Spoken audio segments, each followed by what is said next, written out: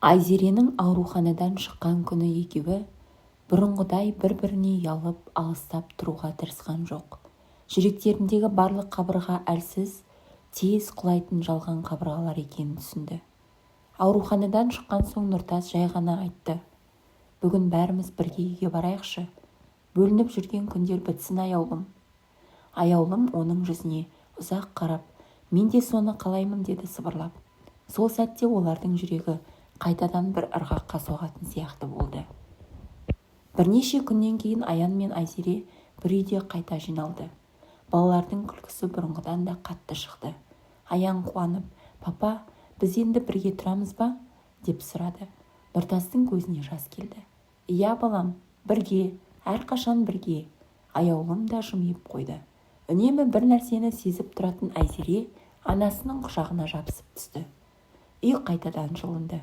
Үй қайтадан тірілді. Бір кездері бөлініске себеп болған салқындық енді жоқ сияқты. Бірақ әлі де шешілмеген бір үлкен мәселе бар еді. Ол ағасы Ерлан. Нұртастың жүрегінде бір шешім пісіп келе жатқан. Бір күні Нұртас ағасына өзі барды. Ерлан үйде жалғыз отырған екен. Інісін көргенде "Не болды?" деп қабағын түйді. Нұртас сабырмен бірақ айқын сөйлеп бастады. "Аға, мен сізбен сөйлесуге келдім, отбасым туралы."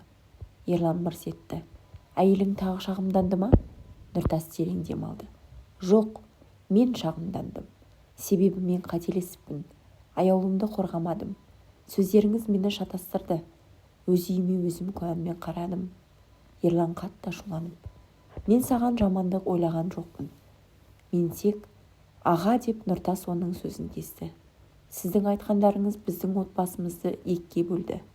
Балаларым жылады. Аяулым жылады. Мен де қиналдым. Осы үшін ешкімді кінәламаймын. Бірақ..."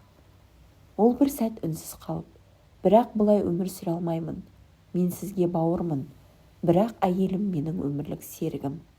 Оның қадірін енді ешкімнің сөзіне айырбастамаймын." Ерлан үндемей қалды. Бұрын аса қатал болып көрінетін адам кенет әлсізденіп кеткендей еді. "Нұртас, мен..." деп сөзін әрең бастады ол. "Мен сені жоғалтып алам ба деп қорықтым. Әрқайсымыз әр жаққа кетіп болдық қой. Сол үшін мен ешқайда кетпеймін, аға," деді Нұртас жұмсақ дауыспен. "Бірақ отбасымның арасына енді ешкімді жолатпаймын." Ерлан басын изеді. Алғаш рет інісінің алдында үнсіз келісіп отырды. Нұртас сол күнді ерекше жеңілдікпен аяқтады. Үйге келгенде аяулым оған қарады. "Әңгімелестің бе?" деді жай ғана. Нұртас оның қолын ұстап: "Иә, бәрі бітті. Бізді енді ешкім бөле алмайды." Аяулымның көзінен жас шықты. Бұл әлсіздік емес, бұл тірілген сенімнің жасы еді. Нұртас аяулымды құшағына алды. "Мен сені, енді балаларымды да ешқашан тастамаймын. Не болса да бірге өтеміз." Аяулым сыбырлады. "Бізді тағдыр қайта қосты, енді айырмайды." Екеуі сол кеште ұзақ сөйлесті, күлісті, өткеннің ауырын жеңілдетті. Балалар олардың құшағына кіріп алып ұйықтап қалды. Үйдің іші бұрынғыдан да жарық еді, бұрынғыдан да жылы еді. Отбасы қайта құрылды. Сенім қайта оянды. Махаббат қайта жанданды. Тағдыр кейде ауыр сынақ береді, бірақ ол жоғалту үшін емес, бір-бірінің қадірін терең сезіну үшін. Нұртастың Ерланмен сөйлескеннен кейін бірнеше күн өтті, алайда ағасының жүрегінде бұрынғыдай кек те реніш те қалмады. Ол інісінің сөзін ұзақ ойланды. Таңнан кешке дейін қабағы түсіп жүрді. Бір күні кешкісін есіктің қоңырауы шыр ете қалды. Аяулым есікті ашса, алдында Ерлан тұр. Бұрынғыдай қатал емес, жүзі жұмсарақ, бір түрлі қысылып тұрды. "Аяулым," деді ол жай дауыспен, "сөйлессек бола ма?" Аяулым таңырқап, бірақ сыпайы түрде: "Кіріңіз, аға," деді. Ерлан бөлмеге кірді. Нұртас та орнынан тұрып ағасына жақындады. Ерланның жүректен шыққан сөздері екі жасқа ұзақ қарады да терең дем алып: "Мен соңғы күндері қатты ойландым. Менің сөзім, менің тәрбием, менің көзқарасым сендердің отбасыларыңа зиян болғанын енді түсіндім," деді. Аяулым үнсіз ғана тыңдап тұрды. Нұртастың да көзі жұмсақ тартып кетті. ерлан сөзін жалғастырды. Нұртас аяулым, сендерге қиындық сыйлағаным үшін шын жүректен кешірім сұраймын. Аяулым, сені қате түсіндім. Сен жаман келін емес, керісінше мына үйдің тірегісің. Ал сен, Нұртас, мен саған басқаша болсын деп ойладым. Бірақ отбасыңа араласуға хақым жоқ еді. Аяулым көзіне жас алып, аға, қатты ренжіген жоқпыз. Адам баласы қателеседі деді. Нұртас ағасына жақындап оның иығына қолын қойды. Аға, біз сізді ешқашан жат санамадық. Бастысы қазір бәрі дұрыс.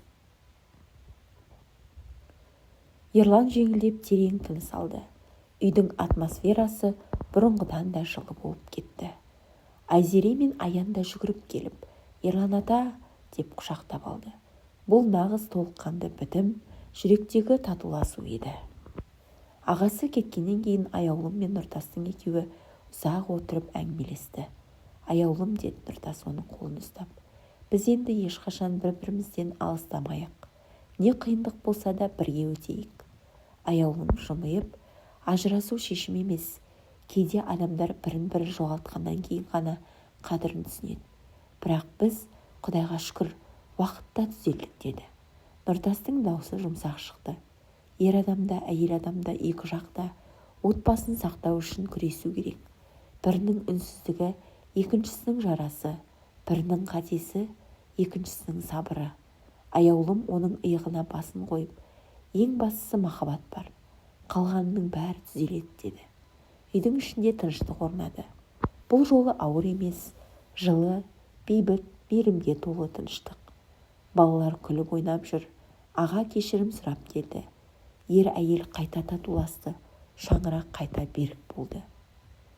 Отбасы сынбайтын емес, отбасы сынғанда бірге тұратын қуат. Жараспай қалған сөз болса сөйлесу керек. Қателік болса мойындау керек. Намыс артық кетсе тоқтату керек. Махаббат бар болса күресу керек. Өйткені шын бақыт кешіре білуде, түсіне білуде және бірге қалуда. Достар, әңгіме әдемі нотада аяқталды. Келесі жаңа әңгімені тыңдау үшін каналыма тіркеліп кетуді ұмытпаңыздар. Сіздерге үлкен рахмет.